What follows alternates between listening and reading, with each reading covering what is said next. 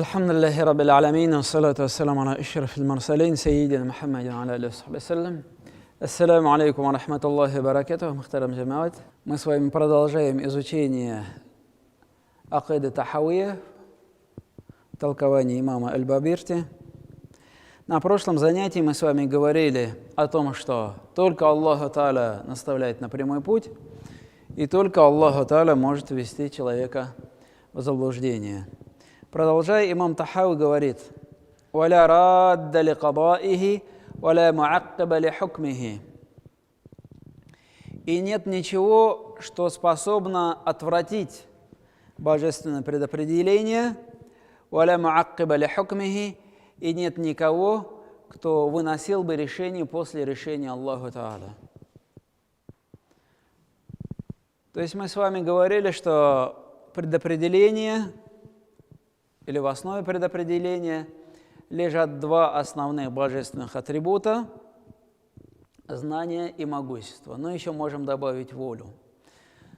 Своим знанием Аллах Та'аля заранее знал, какие события должны произойти с людьми, со Вселенной, с небесными телами, которые во Вселенной, с живыми, неживыми существами, не с неживыми предметами, живыми существами, скажем.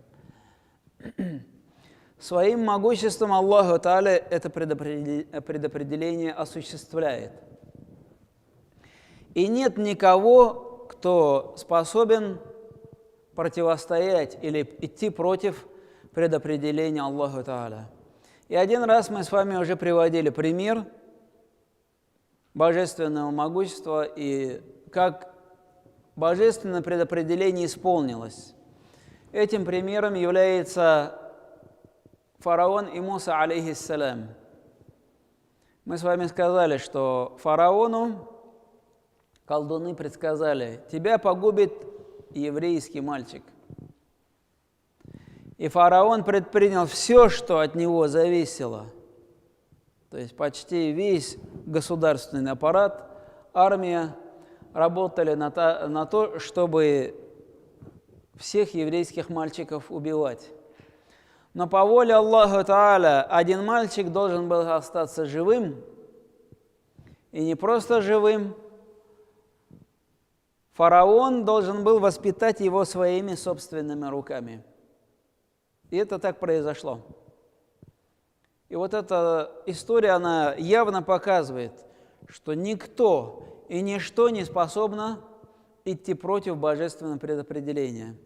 Именно поэтому в одном из хадисов Кудси сказано: даже если весь мир соберется для того, чтобы помочь тебе принести какую-то пользу, они принесут тебе пользу только в той мере, в которой предписал Аллах Та'аля.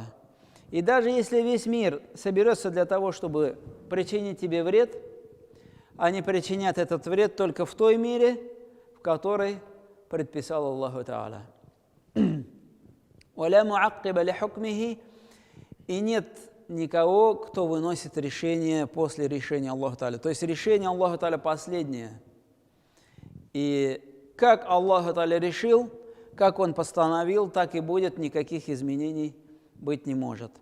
«Валя галиба ли амрихи», и ничто не способно победить божественное дело, божественную волю.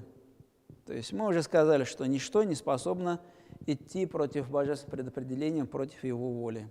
«Аманна бидалика куллихи», мы во все это уверовали, «Ва айканна анна куллян мин андихи», и мы убеждены, что все это от Аллаха Та'аля.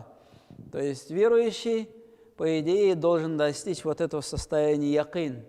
Не просто «да, я верю, я признаю, что есть Аллах, что есть ангелы, Писание, предопределение и все остальное». А должен быть якин, то есть убеждение, вместе с которым не может быть сомнения. То есть убеждение, не подразумевающее никакого сомнения. Дальше имам Тахави переходит к другому разделу акиды уже. То есть раздел, рассматривающий сифаты Аллаха Та'аля, здесь завершается. И имам Тахави начинает говорить о пророке Мухаммаде, саллаллаху алейхи вассалям. وأن محمدا عبده المصطفى وأمينه المجتبى ورسوله المرتضى. И что Мухаммад, саллаллаху алейхи вассалям, его избранный раб и его избранное доверенное лицо, то есть доверенное лицо Аллаху Та'аля, وَرَسُولُهُ الْمُرْتَضَى, и его посланник, которым он доволен. И здесь мы видим, что свои слова имам Тахауи в этом разделе начинает со слов «Ва-анна». И «Ва-анна» является продолжением того, что мы говорили в самом начале про таухид, про божественное предопределение. То есть вот эта фраза присоединяется туда. То есть в самом начале, когда начинали изучать акиду Тахауия, мы с вами сказали, «Накулю фи таухид Аллахи ма'атакидина фи битауфик Аллахи, инна Аллаха вахидун». То есть вот это «инна Аллаха вахидун», «воистину Аллаху Та'аля един», это первый раздел был, и к нему прибавляется второй отдел. «Анна Мухаммадан», и что Мухаммад, саллаллаху алейхи вассалям, первое, «Абдухуль Мустафа». Почему, возникает вопрос, почему Аллаху Та'аля, вернее, почему имам Тахауи на первое место поставил «Абдуху», раб Аллаху Та'аля, избранный. Почему «Аминуху» и «Расулуху», посланник, идут потом? Неужели это важнее? Это было сделано для того, чтобы не возникла аналогия с Исой алейхиссалям. Известно, что не самые первые последователи Исы алейхиссалям, но более поздние, это произошло в 325 году официально, хотя эта идеология начала формироваться раньше. То есть в 325 году на Никейском соборе был принят догмат о Троице, и Иса алейхиссалям был признан Сыном Божьим. И у Мухаммада, саллаллаху алейхи вассалям, происходят тоже чудеса. Некоторые из них превосходят чудеса Исы алейхиссалям. И чтобы люди не подумали, не подумали о пророке, саллаллаху алейхи вассалям, что-то такое особое, возвеличивающее, да, и мы его должны уважать, мы его должны почитать. И в Коране Аллах Та'аля говорит о том, что «А'удhu биллахи минаш шайтанир раджим, я айюхалладзина аману ла тарфа'у асватакум инда расулиллах». О верующие, не поднимайте своего голоса рядом с посланником Аллаха, саллаллаху алейхи вассалям.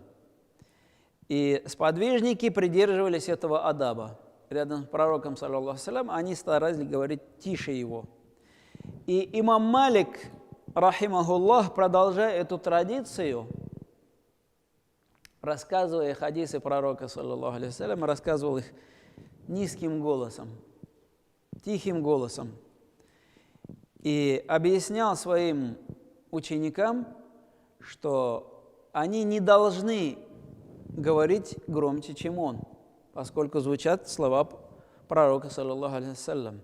И вот этот адаб, вот это почтение в отношении пророка, саллаллаху алейхи вассалям, мы должны сохранять, поскольку он передатчик вот этого божественного нура, божественного света нам. И мы его, как пророка, должны уважать, почитать.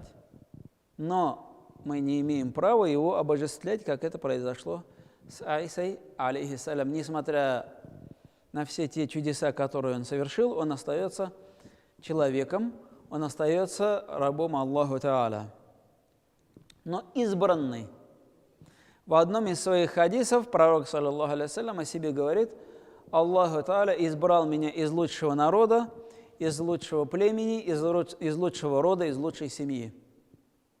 То есть он избранный, Аллаху Та'аля для пророческой миссии избрал самую лучшую родословную и избрал самый лучший ахляк. Ва аминухуль муджтаба. Пророк, саллаллаху алейхи вассалям, является избранным, доверенным лицом Аллаха Та'аля. И мы знаем, что у пророка, саллаллаху алейхи вассалям, было прозвище Амин.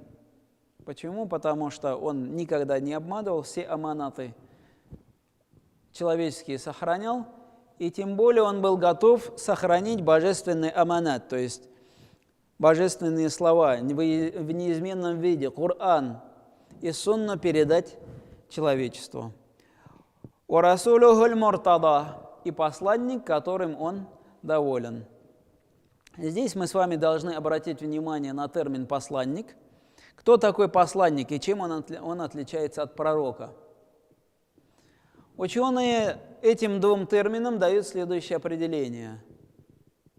Посланник – это такой пророк, которому Аллаху Тааля дарует новый закон, новое божественное писание.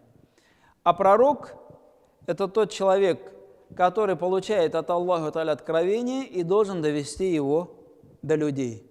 То есть разница между пророком и посланником заключается в том, что пророк продолжает миссию предыдущих посланников, а посланник приходит с новым законом. Поэтому мы с вами можем каждого посланника назвать пророком, но не каждый пророк является посланником. Дело в том, что посланник все равно, он продолжатель миссии предыдущих пророков и посланников, поэтому он заслуживает названия пророк тоже. Он тоже принес таухид, он тоже принес учение Аллаху Тааля. Муртада, то есть Аллаху Тааля им доволен. Дальше, продолжая описывать качество пророка, саллаллаху алейхи вассалям, имам Тахауи говорит: «Ва хатамуль анбия», пророк, саллаллаху алейхи вассалям, печать всех пророков. То есть имеется в виду, он последний. Так как печать ставится в самом конце документа, то точно так же пророк, саллаллаху алейхи вассалям, является печатью пророчества. Если мы представим документ, как имам Тахауи здесь нам приводит такую аллегорию, если мы представим всю вот эту цепочку пророков как документ, и в конце этого документа ставится печать. Печать ознаменует конец документа. И пророк, саллаллаху алейхи вассалям, собой ознаменовал конец пророчества. По этому поводу Аллаху Тааля в Коране говорит: «А'удhu биллахи минаш шайтанир раджим, ма кана Мухаммадун аба ахадин мир риджаликум, валякин расул Аллахи ва хатаман набийин». Аллаху Тааля говорит: и Мухаммад, саллаллаху алейхи вассалям, не был отцом одного из ваших мужчин. То есть здесь речь идет о том, что у пророка, саллаллаху алейхи вассалям, после него наследников не осталось. Все его дети мужского пола умерли раньше него. «Валякин расуль Аллах», но однако он является посланником Аллаха, «ва хатаман набийин» и печатью пророков. Дальше в одном из хадисов пророк, саллаллаху алейхи вассалям, сказал: «Ана аль-хаширу аллади юхширу ан-насу аля акаби».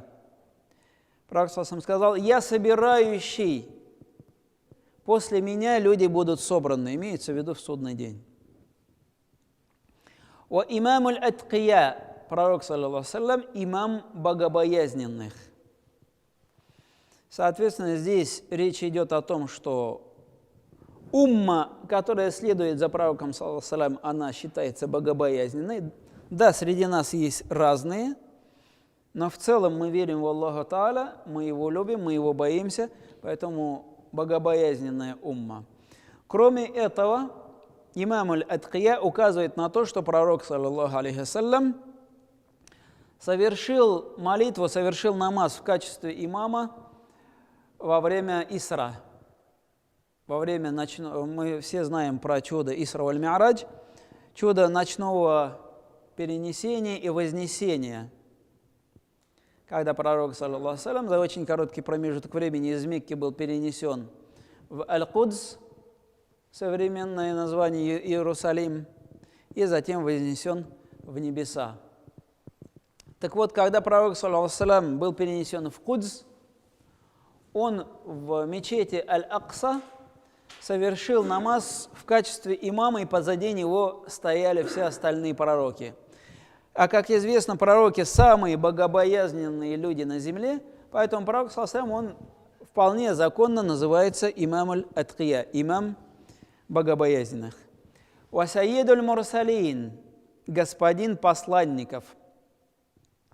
По этому поводу пророк, саллаллаху алейхи в одном из своих хадисов сказал: «Анна сайиду валяди Адама». «Анна сайиду валяди Адама». «Я господин всех сыновей Адама». То есть Аллах Та'аля почтил его этим титулом. «Ва хабибу раббил аламин».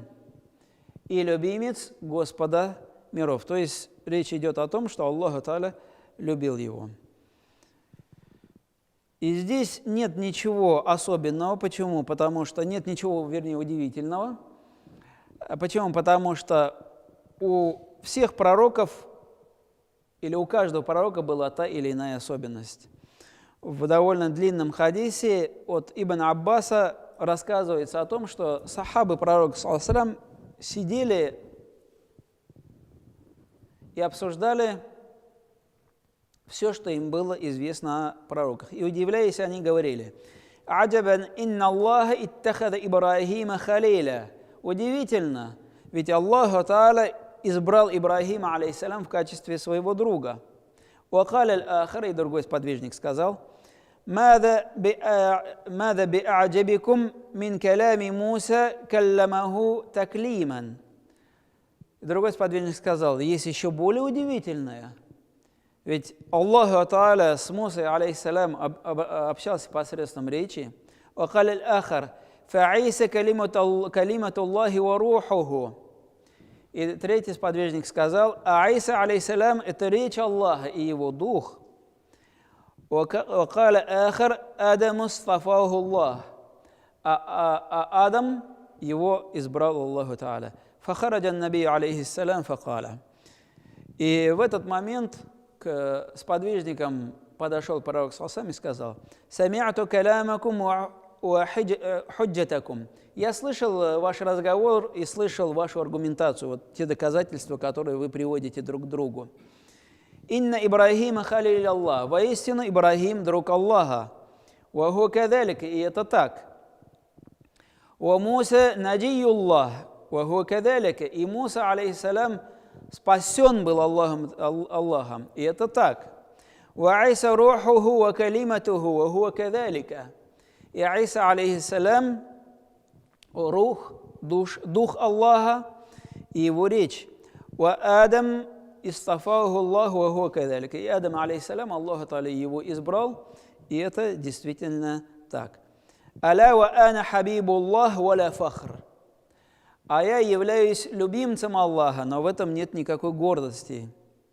«Адаму ва мандунаху тахта ливаи яум аль-кияма». Адам, алейхиссалям, и все остальные в судный день будут под моим знаменем. «Ва ана ауалю наси хуруджан ида бу'иту». И я буду первым человеком, который будет воскрешен. «Ва ана хатибухум ида вафаду». И я буду говорить от лица людей, когда они соберутся. «Ва ана акраму валяди Адама аля рабби». И я для своего Господа самое ценное создание. «Валя фахар». Но в этом нет никакой гордости. То есть пророк саллаллаху понимал, что весь вот этот почет является результатом божественной милости. Поэтому пророк саллаллаху повторяя, говорит: «Валя фахр, валя фахр». И в этом нет гордости. Почему? Потому что пророк саллаллаху не сам лично этого заслужил, а именно Аллаху Та'аля его избрал для этой миссии. «Вакуллю да'ван нубуати ба'да нубуатихи фагайюн вахава». И любое притязание на пророчество после пророчества пророка, саллаллаху алейхи ва саллям, это заблуждение и следование личным амбициям. Во время пророка, саллаллаху алейхи ва саллям, еще при его жизни появились лжепророки, но это ответ всем лжепророкам, и которые появились во время пророка, саллаллаху алейхи ва саллям, и тем, которые появились после него.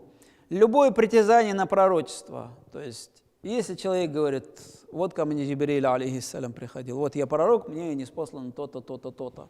И сейчас такие люди есть, имам Тахави нам четко и ясно объясняет. Это заблуждение и личные амбиции. Заблуждение почему? Потому что в Коране четко обозначено, мы с вами аят прочитали, «Хатамун набиин», сказано в аяте, Последний, печать пророков. Почему амбиции? Потому что на самом деле человек, он знает, осознает, что он не пророк. Это его стремление быть признанным, стремление выделиться и так далее и тому подобное. То есть это нафс. И пророк, саллаллаху алейхи вассалям, был послан ко всем джиннам и людям. Это одно из отличительных качеств пророка, саллаллаху алейхи вассалям. В другом хадисе говорится, что все пророки до меня посылались конкретно к своим народам. Я же был послан ко всему человечеству. Имам Тахави здесь объясняет, что и к джиннам тоже. Подтверждение тому мы находим в Коране. Есть отдельная сура джинна, она называется, где Аллах Та'аля рассказывает, каким образом джинны первый раз услышали Коран, как уверовали. И еще в одном аяте это тоже упоминается. «Фахуа расулю цакилейни». И он посланник к вот этим двум уммам, то есть умме людей и умме джиннов. «Бильхакки валь худа», с истиной и прямым путем, бин-нури вад-дия.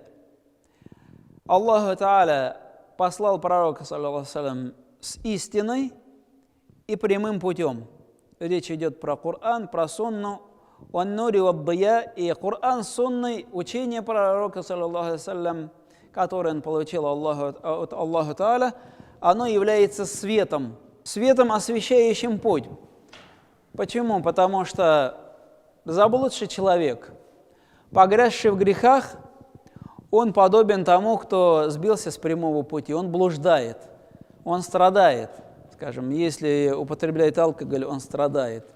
Это вредит и его семье, и его имуществу, и обществу в целом. Если человек совершает какие-то другие грехи, это снова вредит ему. То есть он блуждает, он заблудившийся.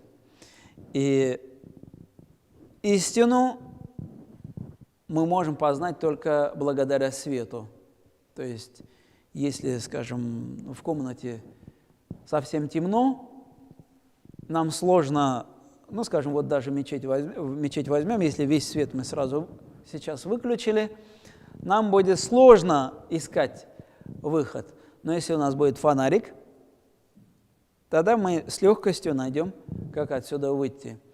И, скажем, вот этот мрак, который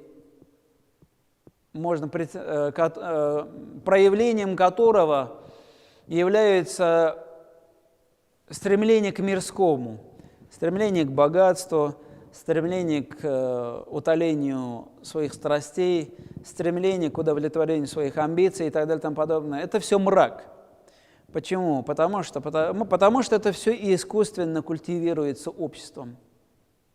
На самом деле человек должен обратиться к своей душе. Именно своей душой человек в судный день будет нести ответственность перед Аллаху Та'аля. В Коране по этому поводу сказано: «А'удhu биллахи минаш шайтанир раджим, йома ла янфа'у малу ва ла банун илля ман ата Аллаха бикальбин салим». В тот день, когда человеку не поможет ни его богатство, ни его дети, кроме чистого сердца, с которым он предстанет перед Аллаху Та'аля. То есть чистое сердце, наполненное светом, оно освещается только благодаря тому пути, который оставил нам пророк, саллаллаху алейхи вассалям.